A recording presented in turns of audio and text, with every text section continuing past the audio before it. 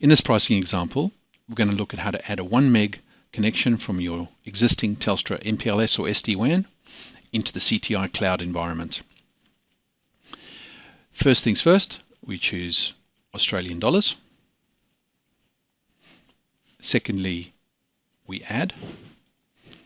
We're choosing Next IP, Telstra Pitt Street Exchange. As I said, if you Telstra MPLS or SD-WAN, you will automatically have connectivity through to Telstra Pitt Street. Next, choose Add. Next, we need to physically add a data center endpoint. Scroll through and look for Sydney Equinix SY3. Select Add. Now you can hover over any one of these items, drag and drop, and you'll be presented with the net flow configuration. You can choose whatever bandwidth you want from that perspective. In this instance, we're going to leave it at 1 meg. Now, duration-wise, we're going to go 18 months because that's when you get the maximum discount from Telstra.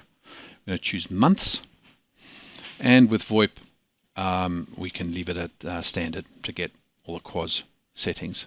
Select Add, and there we have it. Total contract value over the 18 months, $5,700 and $320 a month. That gives you connectivity from your Telstra MPLS or SD-WAN directly back into the CTI cloud environment.